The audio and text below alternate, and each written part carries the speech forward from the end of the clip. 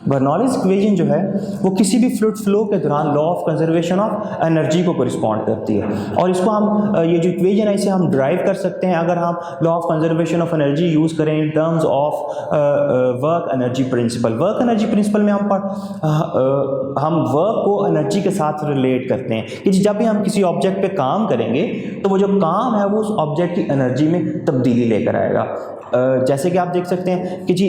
अगर आप यहाँ पर हमारे पास एक फ्लूइड है जो कि लोअर पोजीशन से अपर पोजीशन में मूव कर रहा है, तो हमें लोअर पोजीशन से अपर पोजीशन तक पहुँचाने के लिए हमें कुछ काम करना पड़ेगा, और जब हम वो काम करेंगे तो वो जो काम है वो इस फ्लूइड की काइनेटिक एनर्जी में चेंज लेकर आएगा। तो जो वो जो चेंज है वो जो है वो काइनेटिक एनर्जी में भी होगा और पोटेंशियल एनर्जी में भी होगा। काइनेटिक एनर्जी में इस वजह से क्योंकि वेलोसिटी चेंज हो रही है, और पोटेंशियल एनर्जी में इस वजह से क्योंकि हमारे पास हाइट जो है वो वेरी कर रही है। तो हम जब काम करेंगे उस फ्लूइड पे और उसे डिस्प्लेस करेंगे लोअर रीजन से अपर रीजन में, तो जो उसकी एनर्जी चेंज हो जाएगी, और वो जो वर्क है वो इक्वल होगा change in kinetic energy plus change in potential energy के। अब अगर हम इस सिस्टम के लिए बर्नौलीज इक्वेशन को डिफाइन करें तो बर्नौलीज इक्वेशन को कुछ हम इस तरह से डिफाइन कर सकते हैं कि sum of pressure, kinetic energy per unit volume and potential energy per unit volume जो है वो हमेशा कांस्टेंट रहेगा। यहाँ पर तीन चीज़ें जो हैं उन्हें हम सम कर रहे हैं। सबसे पहले नंबर पे हमारे पास प्रेशर है, दूसरे नंबर पे हमारे पास kinetic energy per unit volume है, तीसरे नंबर पे हमारे पास potential energy per unit volume है। अगर आप इन्हें सम करें तो हमारे पास एक कांस्टेंट फैक्टर आएगा। अब ये जो kinetic energy per unit volume है ये भी लाजमी तौर पे प्रेशर को कॉरिस्पॉन्ड करता है, लेकिन ये जो प्रेशर है ये स्पीड की वजह से होगा। और सेकंड जो है वो पोटेंशियल एनर्जी जो यूनिट वॉल्यूम है ये भी लाजमी तौर पे प्रेशर को कॉरिस्पॉन्ड करता है, लेकिन ये जो प्रेशर है ये हाइट की वजह से जो है वो होगा, ग्रेविटी की वजह से जो है वो होगा, क्योंकि हम सेम क्वांटिटीज को ही ऐड कर सकते हैं। अगर हम कह रहे हैं जी pressure plus kinetic energy per unit volume, तो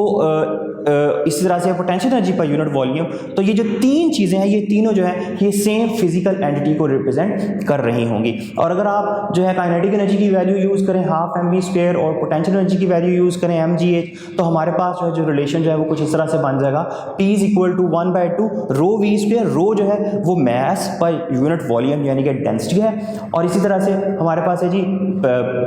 जो है potential energy per unit volume वाली टर्म ρgh, यहाँ पर रो जो है वो मैस पर यूनिट वॉल्यूम को रिप्रेजेंट कर रहा है। अब हम कुछ इससे रिलेटेड कुछ एप्लीकेशंस देख लेते हैं जी। सबसे पहले है जी हमारे पास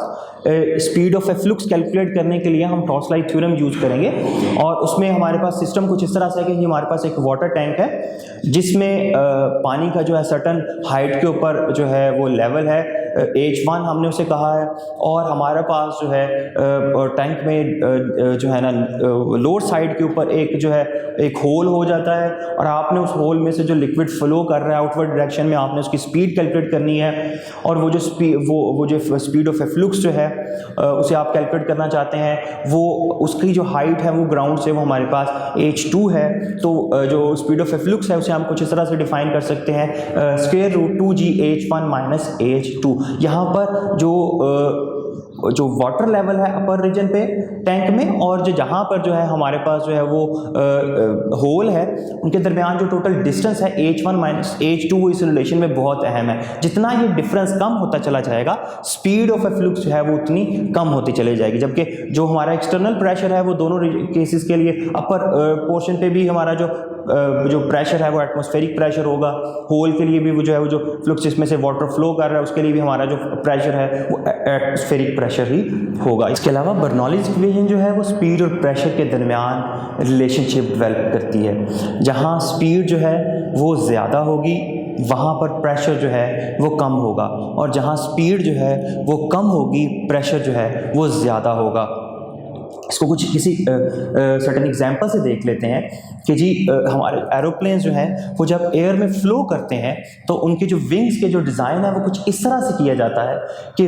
जो एयर जो है वो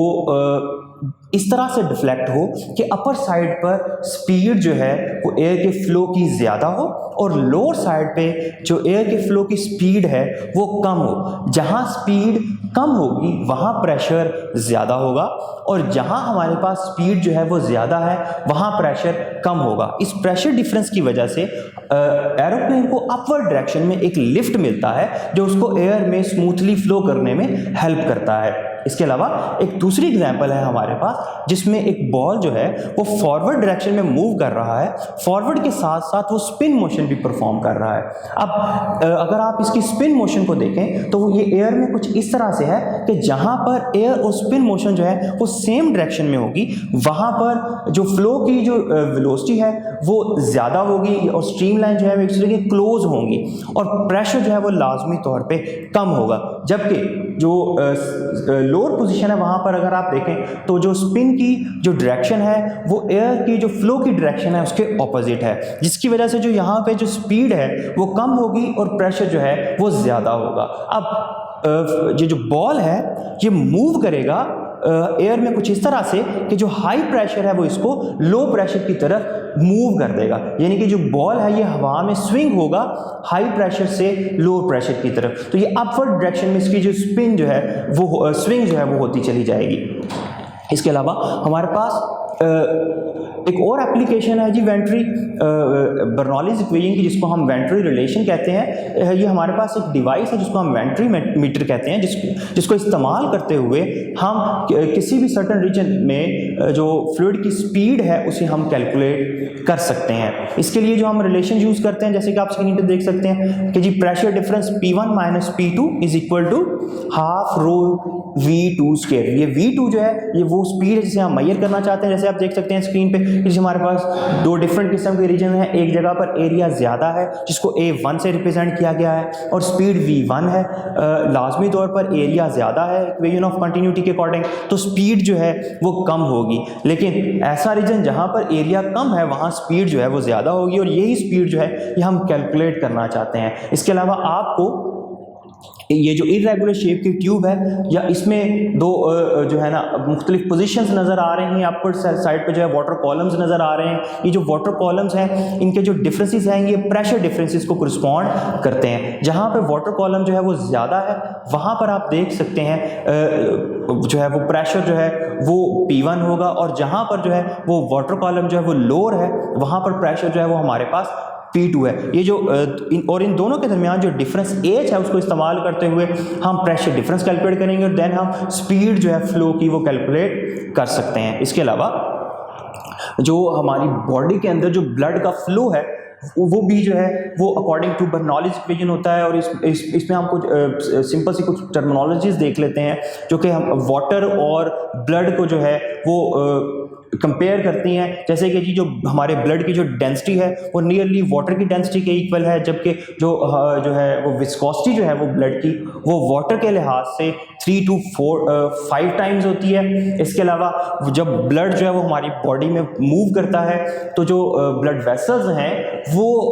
उनमें जो प्रेशर जो है वो वेरी करता रहता है, यानी कि वो हमारे जो ब्लड वेसल्स हैं वो रिजिड नहीं हैं बल्कि वो जो है वो एक्सपैंड भी कर सकती हैं और कंप्रेस भी कर सकती हैं। तो जी यहाँ से हम अपनी बॉडी का जो ब्लड प्रेशर है वो मेजर कर सकते हैं। जो हाईएस्ट ब्लड प्रेशर जो है वो किसी भी नॉर्मल बॉडी के लिए वो हमारे पास 120 टॉर है जिसे हम सिस्टोलिक प्रेशर कहते हैं, और जो लोएस्ट प्रेशर है ह्यूमन बॉडी के लिए, नॉर्मल ह्यूमन बॉडी के लिए, वो हमारे पास डायस्टोलिक प्रेशर है जो कि 75 to 80 टॉर होता है एक नॉर्मल बॉडी के लिए। टॉर जो है ये हम जो है ब्लड प्रेशर मेजर करने के लिए जो है यूनिट यूज़ करते हैं, और 1 टॉर जो है वो 133.3 न्यूटन पर मीटर स्क्वायर के इक्वल होता है। अब जी हम कुछ MCQs देख लेते हैं इससे रिलेटेड। जी Bernoulli's equation relates the pressure of fluid to its. Bernoulli's equation जो है वो रिलेट करती है प्रेशर को किसके साथ? फोर्स और विस्कोसिटी के साथ, हाइट और स्पीड के साथ, एनर्जी और मास के साथ, ड्रैग फोर्स और टर्मिनल वेलोसिटी के साथ। तो जो बर्नौलीज इक्वेशन जो है वो प्रेशर को रिलेट करती है काइनेटिक एनर्जी और पोटेंशियल एनर्जी के साथ। तो यहाँ पर जो बी ऑप्शन है वो ठीक है, क्योंकि उसमें काइनेटिक और पोटेंशियल एनर्जी दोनों की रिप्रेजेंटेशन है। हाइट जो है वो पोटेंशियल एनर्जी को कोरिस्पॉन्ड करती है और स्पीड जो है वो काइनेटिक एनर्जी को कोरिस्पॉन्ड करती है। तो जी बी ऑप्शन जो है वो इसके लिए वो ठीक है। इसके अलावा जी हमारे पास सेकंड एमसीक्यू है, a 20 metre high tank is filled with water if a hole appear at its middle then the speed of efflux is. अगर हमारे पास एक जी 20 मीटर की हाइट का एक वाटर टैंक है, उसके बिल्कुल सेंटर में जो है वो एक होल अपीयर हो जाता है, तो H1 माइनस H2 जो है वो हमारे पास 10 मीटर होगा, क्योंकि टोटल हाइट जो है वो 20 है, तो सेंटर जो है वो 10 में से अगर आप माइनस कर देंगे तो हमारे पास 10 मीटर आ जाएगा। और अगर आप जो है हमारे पास जो रिलेशन था स्पीड ऑफ एफ्लुक्स के लिए v is equal to square root 2g H1 minus H2, अगर आप उसमें वैल्यू सब्स्टिट्यूट करें तो जो हमारे पास जो है वो जो आ जाएगा 10 मल्टीप्लाई बाय 10 इंटू 2, क्योंकि हम g की वैल्यू नियरली 10 सपोज कर लेते हैं कैलकुलेशन को सिंप्लीफाई करने के लिए, तो हमारे पास जो आंसर आएगा वो है जी 14 मीटर पर सेकंड। तो सी ऑप्शन जो है वो इसकी वो ठीक है। इसके अलावा थर्ड पे है जी हमारे पास, the instrument which is use to detect the instant at which the external pressure becomes equal to the systolic pressure is. वो इंस्ट्रूमेंट जिसको इस्तेमाल करते हुए हम ये देख सकते हैं कि जो बैरूनी प्रेशर है वो हमारी बॉडी का जो हाईएस्ट सिस्टोलिक प्रेशर है उसके इक्वल कब हो जाता है। तो जी हमारे पास कौन सा इंस्ट्रूमेंट है जो बॉडी का प्रेशर एक्चुअली कैलकुलेट करने में हमारी मदद करता है। तो जी उसमें हमारे पास ऑप्शन है जी थर्मामीटर है, एक मैनोमीटर है, एक है जी हमारे पास स्फिग्मोमैनोमीटर, और नेक्स्ट है जी हमारे पास स्टेथोस्कोप। तो जो सी जो ऑप्शन है ये स्फिग्मोमैनोमीटर, ये एक ऐसी डिवाइस है जिसको हम इस्तेमाल करते हुए हम ह्यूमन बॉडी का ब्लड प्रेशर जो है उसे मेजर कर सकते हैं। उसके लिए सी ऑप्शन जो है वो ठीक होगी। इसके अलावा हमारे पास बर्नौलीज इक्वेशन की और बहुत सी एप्लीकेशंस हैं जो कि हमारी डेली लाइफ में हमारी हेल्प करती हैं मुख्तलिफ़ किस्म की जो है ना एक्टिविटीज़ को परफॉर्म करवाने में। जैसे हमने अभी देखा कि जी जो हमारे पास लिफ्ट है एरोप्लेन का, इसके अलावा आपने जो है ना बॉल में स्विंग जो है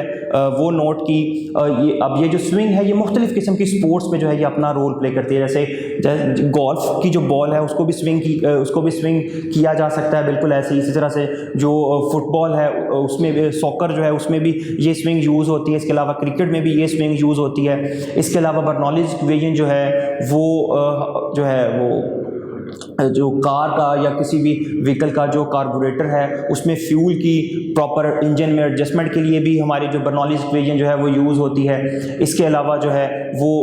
जो हमारे पास जो है जो हीटिंग डक्ट्स हैं उसमें भी जो है वो बर्नौलीज इक्वेशन जो है उसकी यूजेज की वजह से जो है हम हॉट एयर को जो है और कूल्ड एयर को जो है वो इन और आउट पंप कर सकते हैं। इसके अलावा जो है वो हमारे पास और भी सर्टन